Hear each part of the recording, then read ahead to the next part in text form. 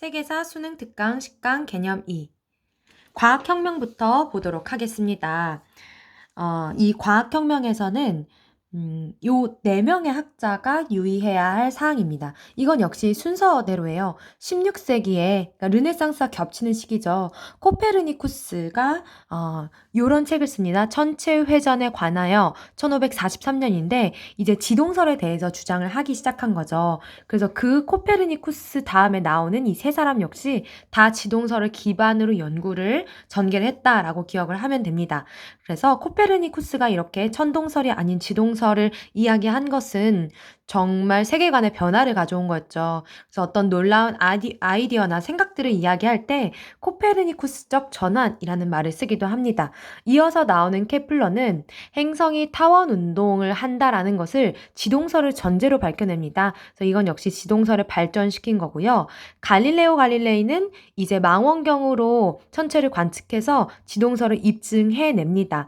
그리고 이런 과학혁명을 완성해낸 사람이 바로 뉴턴이라고 할 수가 있어요. 17세기를 거의 종합하는 17세기 말에 활동했던 사람이에요.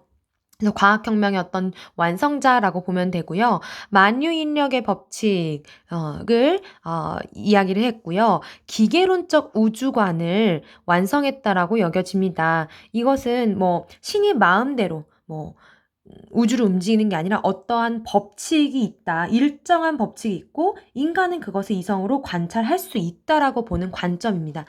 시계 태엽이 돌아가듯이 그렇게 일정한 법칙 아래 움직이는 우주라는 거죠.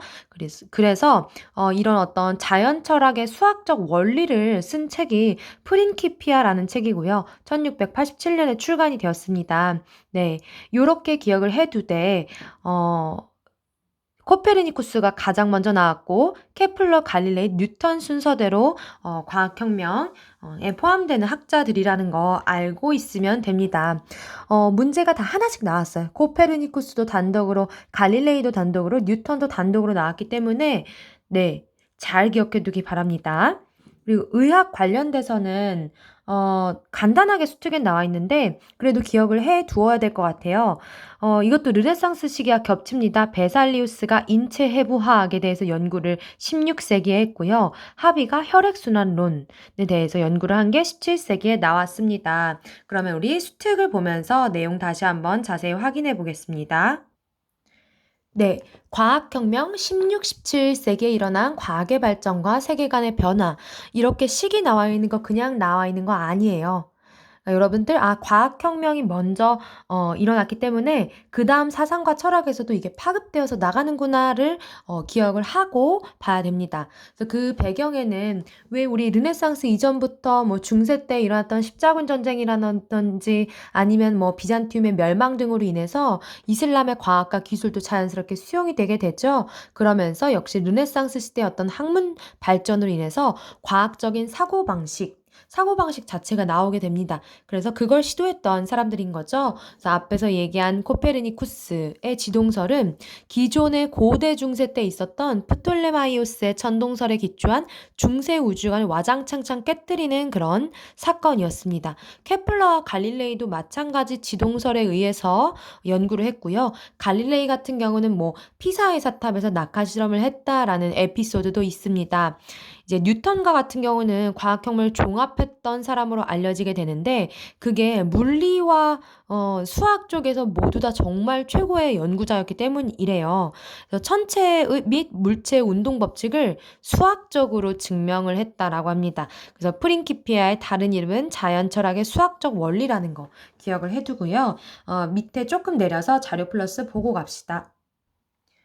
네, 이게 기존 고대 때 이야기한 프톨레마이오스의 천동설에 의한 겁니다. 지구가 가운데 있고 태양과 다른 행성들이 이렇게 돌고 있는 형태예요. 근데 오른쪽에 있는 코페르니쿠스의 천구도를 보면 태양의 가운데, 태양이 중심에 있고 지구가 그 주위를 도는 걸 표현을 한 겁니다.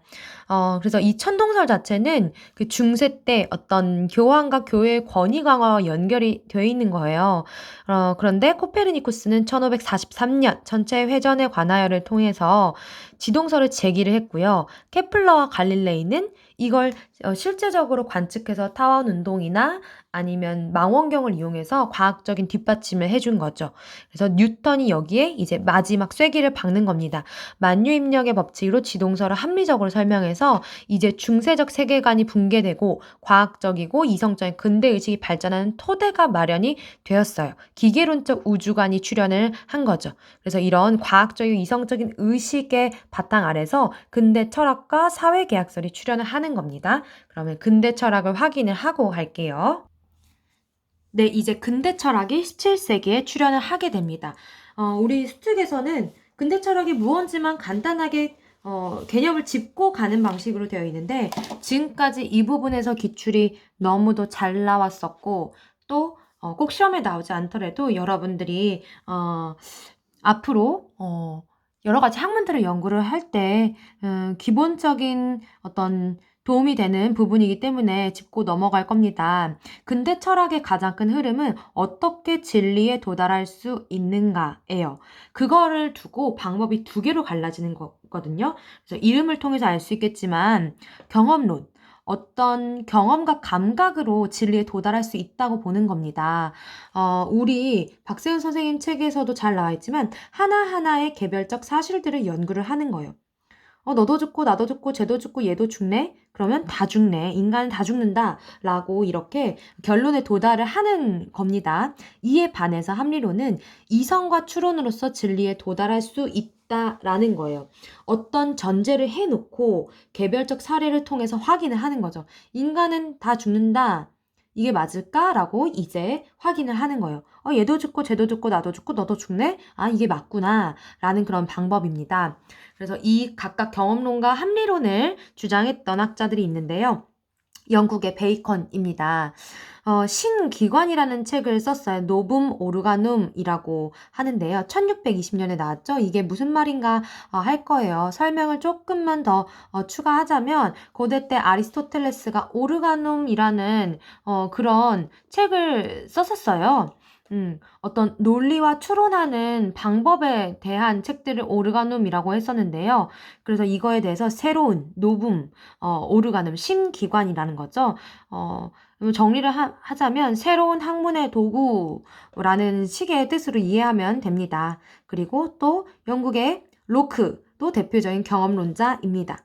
자, 합리론은 방법 서술로 유명한 데카르트가 있어요. 1637년이고 여러분들도 알 겁니다. 나는 생각한다, 고로 존재한다 라는 이야기를 해서 이성적인 회의의 방법을 써서 연구했던 학자입니다. 이런 두 가지의 흐름이 사실은 만날 수 없는 건데요. 이걸 종합한 사람이 칸트입니다. 관념론이라고 하죠.